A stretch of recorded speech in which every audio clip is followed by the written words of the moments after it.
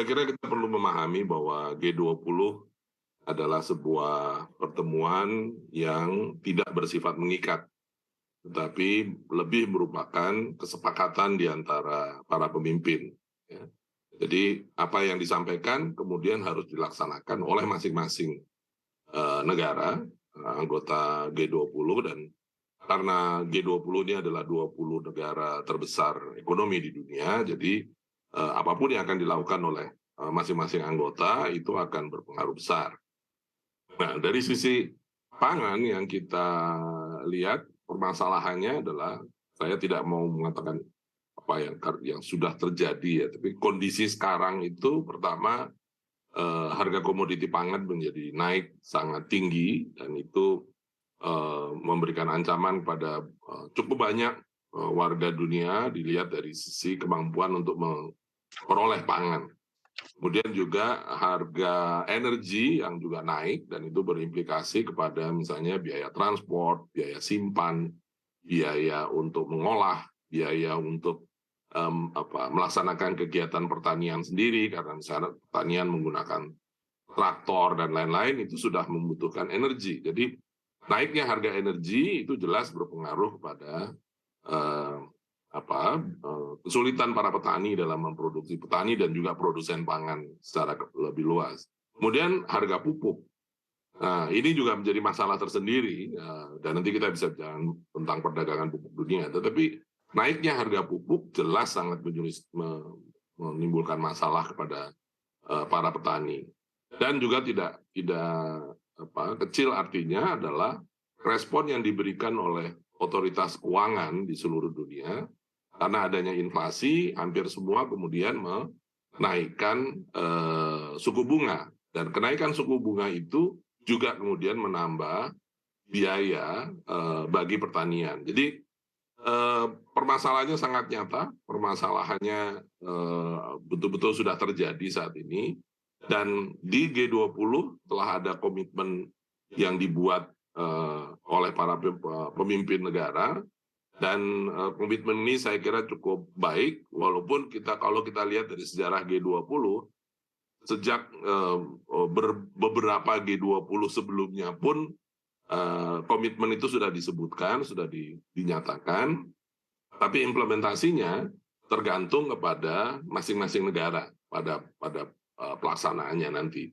Prosesnya itu membutuhkan kebijakan di masing-masing negara. Ini sebetulnya kalau menurut Anda bagaimana hasil KTT G20 ini untuk dapat mengatasi krisis pangan begitu ya Pak, untuk global dan juga tentunya bagaimana dampaknya untuk ke Indonesia sendiri Pak Henry?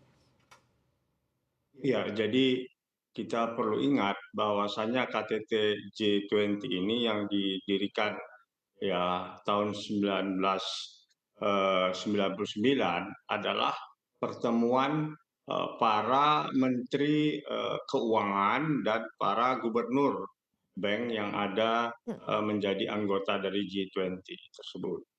Ya, jadi temanya adalah intinya adalah soal finansial.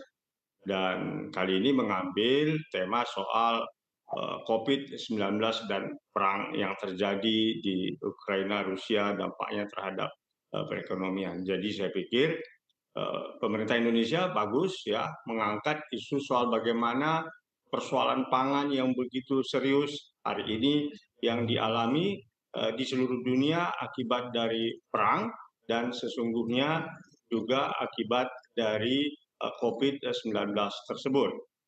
Nah, menurut kita persoalan pangan yang terjadi sekarang ini bukanlah hal yang pertama sekali dibahas oleh para pemimpin dunia. Ya, tahun 1996 ya ketika WTO telah berdiri, waktu itu para pemimpin berkomitmen menghapuskan kelaparan di dunia sebanyak 825 juta jiwa waktu itu, dan berkomitmen 2015 ini bisa tinggal 50% lagi.